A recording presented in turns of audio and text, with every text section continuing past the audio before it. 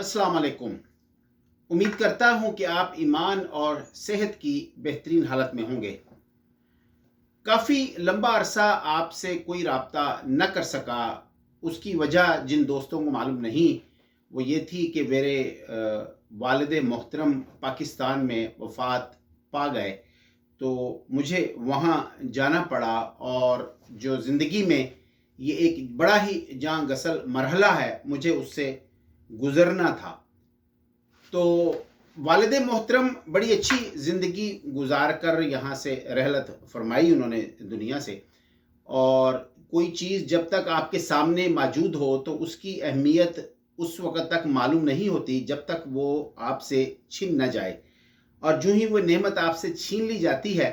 तो आप पर क्या गुज़रती है, वो जो लोग इस सानहे से गुज़रे हैं वो ही इसको समझ सकते हैं। तो जहाँ इस साने से गुज़रने पर बहुत सी चीज़ें मुझ पर वाज़ेह हुईं, उसमें कुरान की वो आयत भी वाज़ेह हुई जिसमें अल्लाह रब्बुल इज़्ज़त ने फ़रमाया था कि अपने वालिदैन के सामने उफ़ तक मत कहो।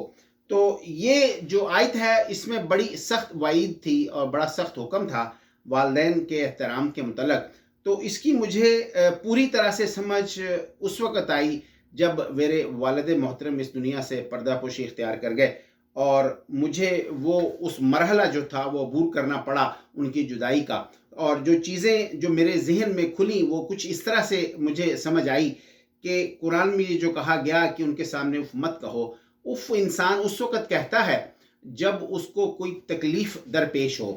उसको कोई बात सख्त नागवार गुज़रे और उसकी तबीयत के ख़िलाफ़ कोई अमल हो और उसको सख्त सर्जिश की जाए। तो इस शक्ल में भी अल्लाह रब्बुल इज़्ज़त ने हमें सर्जिश की और हुक्म दिया कि अपने वालिदैन के सामने उफ़ तक मत कहो। यानी वो अगर वो ऐसी बात या कोई ऐसा अमल भी कर गुज़रें जिससे आपको सख्त तकलीफ़ पहुँचे, तो आपने जो वो तकलीफ़ आप पर गुज़री है या गुज़र रही है,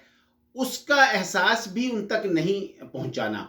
यानी उनको ये मालूम भी ना हो कि आपने उस चीज़ को अच्छा नहीं समझा। तो मैं ये इस चीज़ को अक्सर सोचा करता था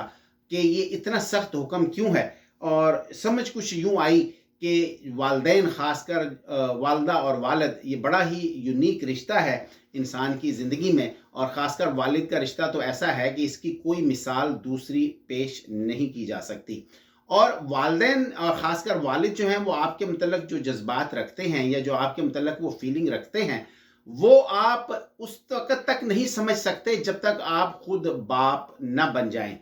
तो आपने ये देखा होगा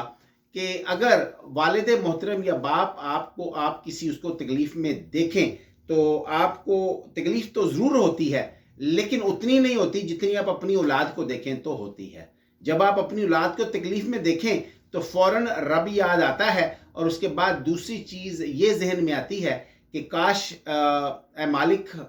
जो इस तकलीफ़ से जिस तकलीफ़ से मेरा बच्चा गुज़र रहा है, ये तकलीफ़ मुझे हो और मुझे आ जाए या मुझे हो जाए और उसमें मुब्तला मैं हो जाऊँ और मेरे बच्चे को इससे रिहाई मिल जाए या इससे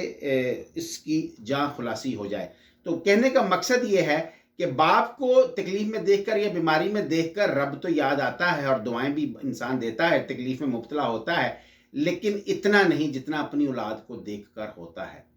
तो इससे ये समझा जा सकता है कि अगर आप अपने बच्चे को तकलीफ़ में देखें, तो जो आप पर गुज़रती है वही आपके वालिद मोहतरम जो हैं वो उसी अमल से वो गुज़रते हैं और उसी ख़ुलूस और प्यार से आपके ऊपर अपनी निगाह रखते हैं। और जो दूसरी चीज़ समझ में आई कि आप देखें कि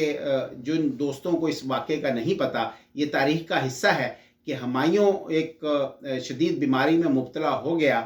तो जो बाबर का बेटा था ज़हीरुद्दीन बाबर, जिसने मुग़लिया सल्तनत की बरसीर में बुनियाद रखी,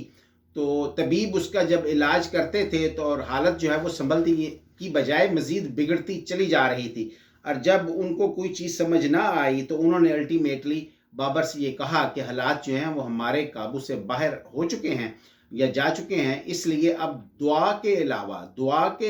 दवा जो है वो काम करना छोड़ चुकी है, या अगर जो भी दवा दी जाए तो उसका जो रद्द-ए-अमल है उस वो भी नेगेटिव ही वसूल हो रहा है। और जो बीमारी है उसमें से संभलने के कोई आसार हवैदा नहीं है। तो उन्होंने उसको मशवरा ये दिया कि अब सिर्फ दुआ ही कोई काम कर सकती है। तो बाबर ने दुआ के लिए बहुत से नेक लोगों से रब्ता किया, वहाँ की किसी अल्लाह के नेक बंदे से भी रब्ता किया, उससे कहा कि कोई ऐसी सूरत हो सकती है कि मेरा बच्चा किसी तरह बच जाए। तो उसने बच्चे की तरफ देखा और कहा कि लगता है कि उसके दिन पूरे हो चुके हैं, अब ये हो सकता है कि आप ऐसी कोई दुआ करें कि जिससे अल्लाह रब्बुल इज़्ज़त कबूल फरमा लें कि जो आपकी ज़िंदगी के दिन बचे हैं वो इसको लग जाएं, और जो इसकी इस वक्त जो टाइम या वक्त पूरा हो चुका है उसके बदले में, बेटे के बदले में आप अपनी जान जो है वो पेश कर दें। तो बाबर ने किया और अपने बेटे हुमायूं के बेड के गिर्द चक्कर लगाने शुरू कर दिए और अल्लाह से दुआ करनी शुरू कर दी कि या मौला, अगर इसका वक्त पूरा हो चुका है तो मेरी ज़िंदगी की जो दिन बचे हैं वो इसको अता कर दिए जाएं, अगर मुमकिन हो सके तो अल्लाह रब्बुल इज़्ज़त ने उसकी दुआ को कबूल कर लिया और जो हुमायूं था वो सेहतयाब होना शुरू हो गया और इससे मिलती जुलती बीमारी जो थी वो बाबर को लाहक हो गई और चंद ही दिनों में बाबर जो है वो इस दुनिया फ़ानी से कूच कर गया और हुमायूं जो है वो सेहतमंद हो गया। तो अगर आप अपने बाप को बीमारी में देखें तो ये कभी ख्याल नहीं आता कि या मौला, ये बीमारी मुझे लग जाए और मेरे वालिद को उससे सेहतयाबी नसीब हो। यूँ लगता है कि बाबा है, बूढ़ा है, इसने अपनी ज़िंदगी गुजार ली है और अब ये बीमारियों का घर है। तो ये, और इसमें ये ख्याल ज़रूर कभी नहीं आता कि काश के ये बीमारी मुझे लग जाए। तो जब आप अपनी औलाद को ये देखें तो फिर आपको ये एहसास होता है कि क्या फ़र्क है इस बात में, कि आप अपनी औलाद को तकलीफ़ में देखें तो क्या होता है और बाप को देखें तो क्या होता है। तो जो बाप है आपका, जब आप बाप बनते हैं तब आपको वो महसूसात और एहसासात आपके अंदर जागते हैं जो कि पहले औलाद की शक्ल में, जिनको आप महसूस नहीं कर सकते। तो खैर वो मरहला पूरा हुआ, उससे मैं गुज़रा और जो चीज़ें उससे मेरे जहन में आई वो उनमें से चंद एक मैंने आपके सामने गोश गुजार कर दी। और इसके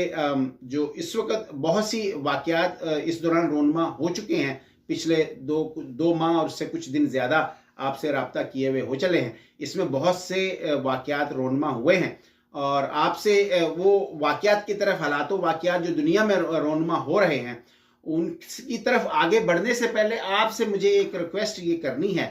कि आप अपने वालिदे मोहतरम की जितनी खिदमत कर सकते हैं, जितना प्यार कर सकते हैं, जितनी तवज्जो दे सकते हैं वो ज़रूर दें, क्योंकि जो ही ये वक्त हाथों से गुज़र जाता है या निकल जाता है तो जिन लोगों ने बहुत सी खिदमत भी की हो, ऐसे ही लगता है कि जैसे कुछ नहीं किया उनके लिए, या जो कुछ कर सकते थे वो नहीं किया और बाद में सिर्फ अफसोस ही रह जाता है। मुझे लगता है कि ये मामला ऐसा ही है कि जैसे जब हम मरेंगे तो हम ये सोचेंगे कि हमने जो ज़िंदगी थी सारी की सारी बर्बाद कर दी और उसमें जो हम अच्छे काम कर सकते थे अपनी आखिरत के लिए, जो हमें हालात व वाक़यात पेश आने वाले हैं, जो कि ज़िंदगी कभी ख़त्म नहीं होगी, उसके लिए हमें जो तैयारी या सामान करना चाहिए था वो हमने हरगिज़ नहीं किया, या उसका अशर अशीर भी नहीं किया जितना कि हम कर सकते थे या जो हमें करना चाहिए था। तो बाकी ये भी मामलात जो वालिदैन हैं आपके,